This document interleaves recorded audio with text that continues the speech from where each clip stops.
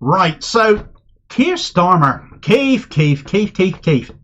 If you've had the epiphany to believe the Brexit bill now needs rewriting and the EU will happily renegotiate it with you, then do answer the question as to why you chose to vote for it in the beginning. Boris Johnson's oven-ready deal. You voted for it. You didn't have to. Would have passed anyway. But now apparently there's something wrong with it, in which case, why did you ever support it? You didn't have to put your name to it, former Mr. Remain as you were. Johnson had won a majority, and that was your doing as well, to an extent, wasn't it? Corbyn should have sacked you on the spot as shadow Brexit secretary that day in the 2018 Labour Party conference when you advocated for a second referendum on Brexit. Killed Labour as a party that refused to take a side in the Brexit debate, as the Tories had more than enough rope to hang themselves with over the issue.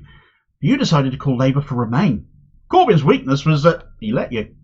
Funny that you've ignored the issue by and large ever since becoming leader, though, isn't it? Whilst also now saying no to a second referendum and now being determined to make Brexit work. Except you're not, because you're now wanting to tinker with it and rewrite bits of it. So that was a bit of a fib as well, wasn't it?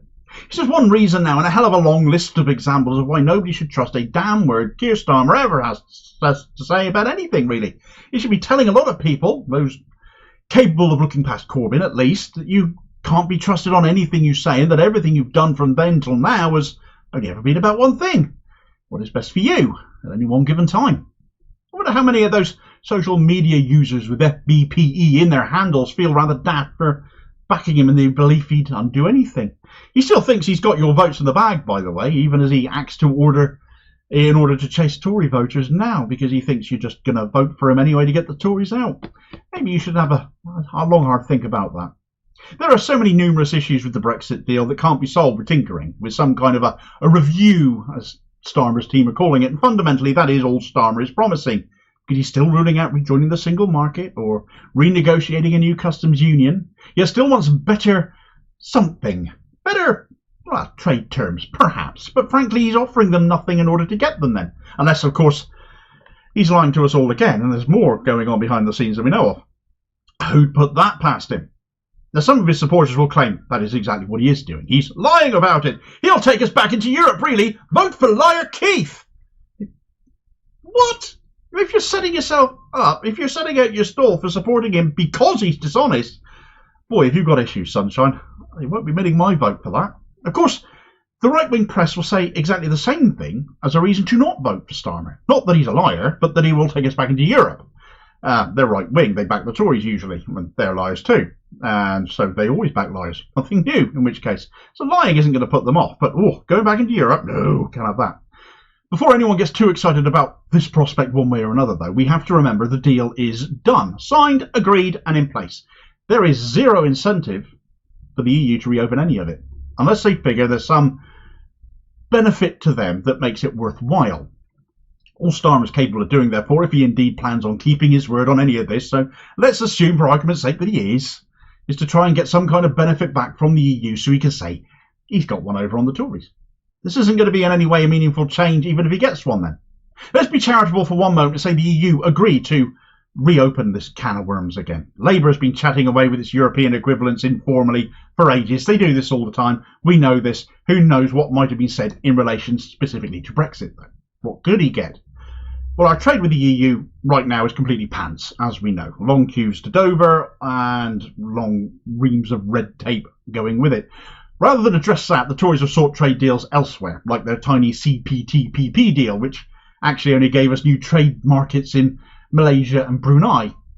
Now, we don't expect much anymore because we don't manufacture anything like what we once did. Certainly not compared to what we import these days anyway. And I made the joke before that given one of our more famous exports is Scotch whisky, trying to sell that to these two new markets, both of which are chiefly Muslim and therefore don't drink, is going to be vastly entertaining. In all seriousness, though, that deal isn't anything to shout about at all. Our trade deal with the EU on our doorstep, though, is a far bigger issue. But without a single market or customs union agreement planned, or so Starmer says, it's completely borked. So whatever he says he can get in the way of a trade concession will be met with cheers and much crowing from his team and favourable media, but will not amount to a heck of a lot of change to any of us or to the economy, because he's not really serious about it.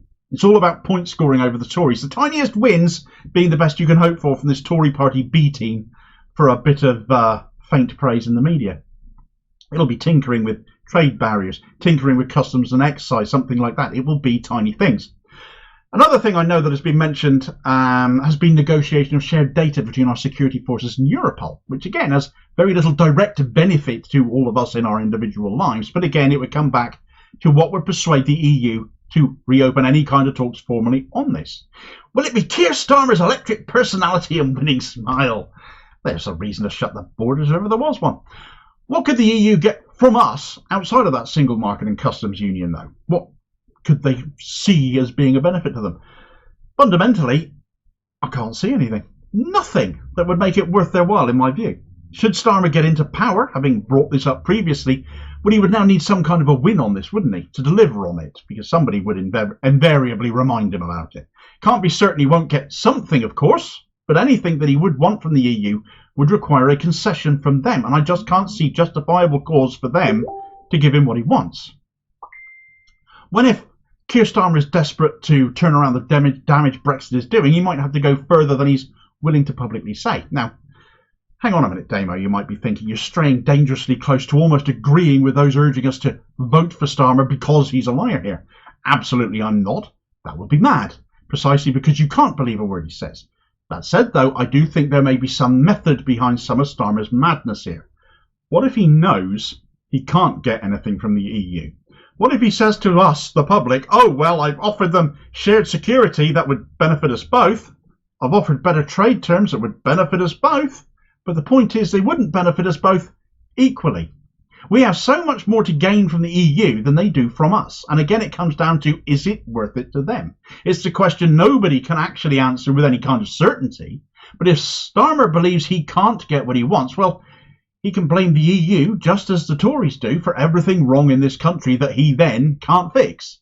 He's got a track record of rampant dishonesty. He's got a manifesto to write that he's got to present to all of us ahead of that election that will be full of more promises, and he'll have a convenient scapegoat here to deliver on absolutely none of it should he get into power. Well, he is going to have a much harder job justifying not going further with the EU than the Tories have in such circumstances, because he was once Mr. Remain and Mr. Second Referendum, of course. Why all of a sudden, after promising that once upon a time, when it was convenient to use to undermine the Corbyn leadership, would he not see that once in power, some people will think, when it's all in his hands to effect the change he once allegedly wanted, so he said? His refusal on the customs union and single market will be something to haunt him by that point, I think, if this is what comes to pass. Because once upon a time he never ruled them out, and yet I think he would at this point, and people will again once more ask him to justify not returning to that stance, and the answer is very easy, because he never meant it. But he, of course, won't be able to say that. It was all about bringing down Corbyn and positioning himself as the next leader, and that worked. He doesn't want to rejoin. He thinks you'll still vote for him anyway if you believe that, because you want the Tories out. He's now focused on chasing Tory votes, and his Brexit stance now is aligned to that, as well as winning back Leave voters Labour lost in the Red Wall. Nothing Keir Starmer says or does is ever in the interest of anything or anyone except himself. This is all about optics. He could come to regret it for a short-term boost, especially when polling indicates he really didn't have to bring this up right now. What do you reckon, though? Can he get some concessions? Is it possible? I can't say for definitely that he can't, but I wouldn't be surprised if he's just pulling another fast one here. Can you see a reason for the EU to actually engage with him that I've missed? Is there some kind of incentive they would have to engage with us? Because they're a lot bigger than we are, and I'm not seeing it. Do let me know what your thoughts in the comments are below and be part of the conversation on this thing. Thanks for watching. Hope you found the video useful. Please do like, share and subscribe if you did. More content out daily, and if you've got this far, why would you want to miss more? Meanwhile, here's a video recommendation where Brexit Dover delays that I might have mentioned before were quite big news a few months ago. Perhaps Starmer could get something done about that, because all Sunak's bunch did after all was blame the French for it. And I'll hopefully see you on the next vid. Cheers, folks.